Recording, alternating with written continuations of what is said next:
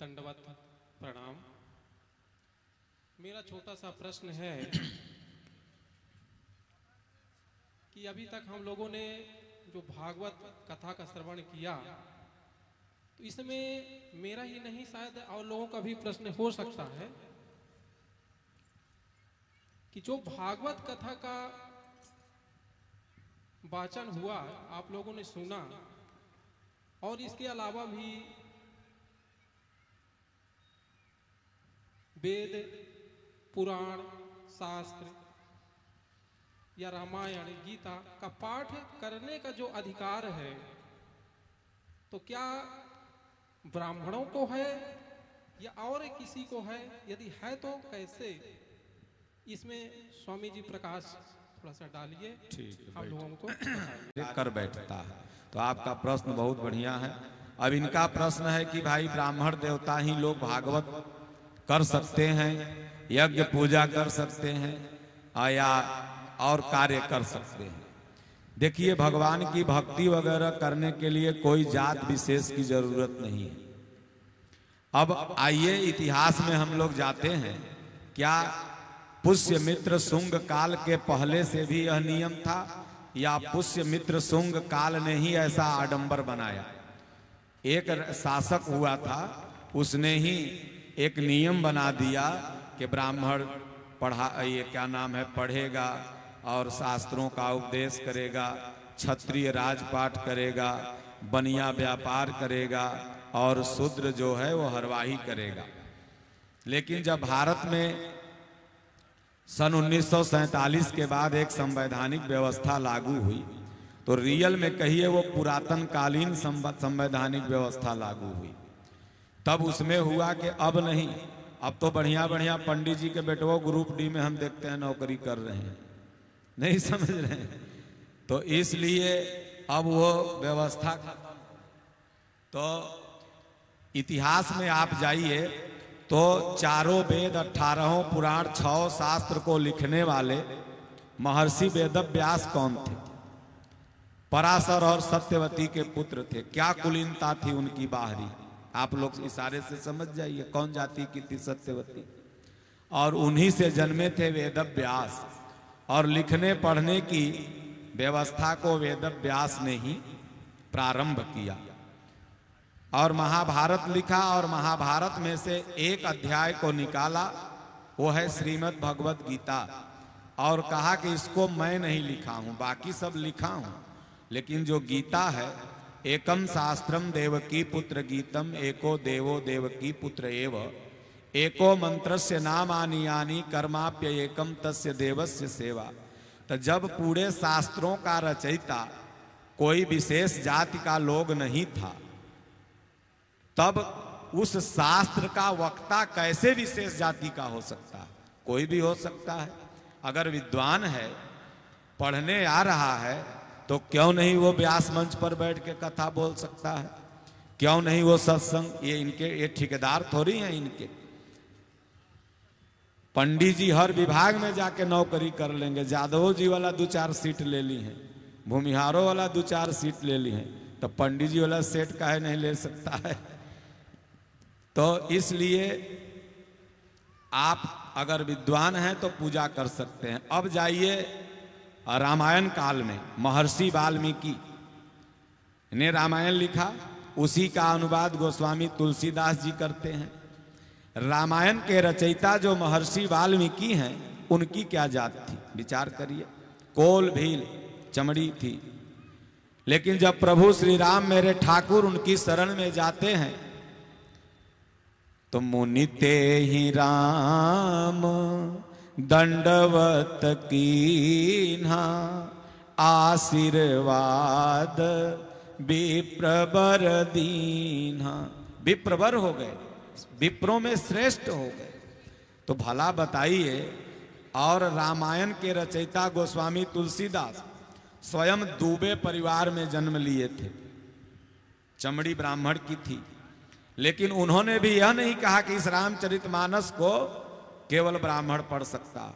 वो कहते हैं, बड़े भाग्य मानुष तन पावा, सुर दुर्लभ सब ग्रंथ ही गावा।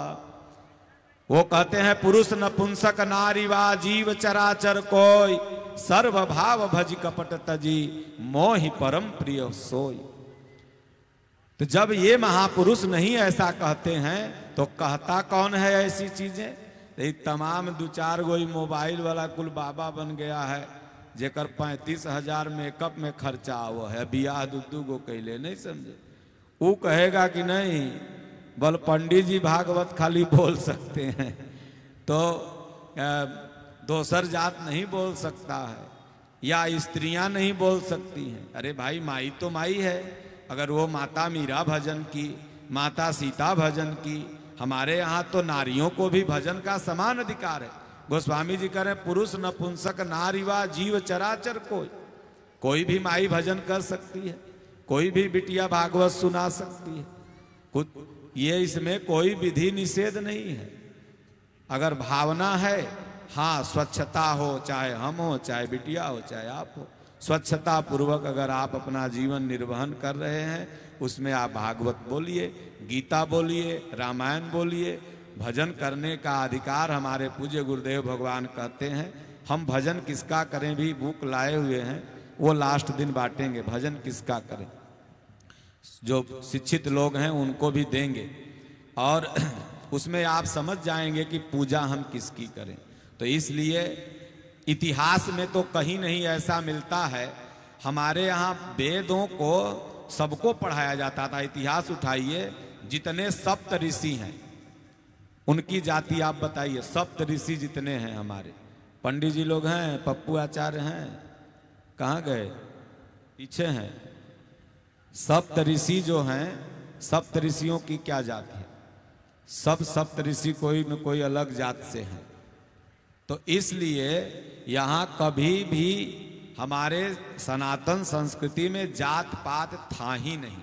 ये कुछ बुद्धिजीवियों ने हमारे सनातनियों को तोड़ने के लिए, हम लोगों को अलग अलग करने के लिए, ताकि वो आएंगे तो कहेंगे कि ये जादव जी मरा रहे हैं, तो मरे तो जादव बड़ा हरामी। अब जादव को पीट करके चल जाएगा, भूमिहार राजपूत देखत रह जाएगा। तो भूमिहार मरा रहे तो मराए तो भूमिहारवा के, जादव देखते रह जाएगा। आपको फाड़े फाड़ दिया है ना। और अगर आप एक रहिएगा तो ये मुट्ठी में क्या ताकत है? यह एक बाबू के 5 गो बेटवा हले, तो बूढ़वा जब मरे लगा तो 10 ठो लकड़ी मंगवाया, तो एक एक लकड़ी दिया सब बेटवन के, बोले इसको तोड़ो, तो सब कट कट तोड़ दिया, फेंक दिया। फिर बूढ़वा क्या किया, सबको 10 लकड़ी एक जगह करके दिया, बोला कहे अब तोड़ो, तो कोई नहीं तोड़ पाया। तो बेटवन सब कहा कि बाबू ई काहेला कर किए? बोले देख, अगर तुम लोग अलग अलग बटे रहोगे तो दुश्मन तुम्हें तोड़ देंगे, और तुम अगर 5 भाई और 5 गोतिया एक रहोगे तो ऐसी जैसे लकड़ियां नहीं तोड़ पा रहा ना, वैसे कोई को तोड़ नहीं पाएगा। तो हमारे सनातन में जितने भी वर्ण हैं, जो एक संयोजित व्यवस्था के लिए बनाया गया है, वर्ण तो साधना का सोपान है, तो ये सब एक बन के रहिए। सबको मंदिर में जाने का अधिकार है, सबको पूजा करने का अधिकार है, सब कोई भगवान का नाम ले सकता है। भगवान हमारे पतित पावन हैं। गीध अधम खग आमिष भोगी, गति दीन्ही जेहि जाचत जोगी। तो भगवान सबको गति प्रदान करते हैं। इसलिए बहुत सुंदर दोनों लोग का प्रश्न रहा। आशा करता हूं शायद कुछ हद तक समझ में आ गया हो। लेकिन दुनिया में एक ही प्रश्न है, ईश्वर क्या है, उसके आगे क्वेश्चन मार्क। देखिए सबकी खोपड़ी का डिजाइन जो भगवान बनाए हैं ना, ये क्वेश्चन मार्क जैसा ही है। देखो देखो सबका खोपड़ी अपना अपना देखो ऐसे करके, ये क्वेश्चन मार्क जैसा है ना। क्वेश्चन मार्क कैसे लिखते हो? ऐसे। तो ये ब्रेन सबका कैसा है? ऐसे। ये ब्रेन ससुरा केवल क्वेश्चन ही पैदा करता है और कुछ नहीं। इससे क्वेश्चन निकलता है और आंसर कहाँ मिलता है? यहाँ। इस दिल में। तो एक ही क्वेश्चन है, ईश्वर क्या है, परमात्मा क्या है, और उसका मिल जाना ही उत्तर है। उसके पहले हर उत्तर एक प्रश्न बन जाएगा।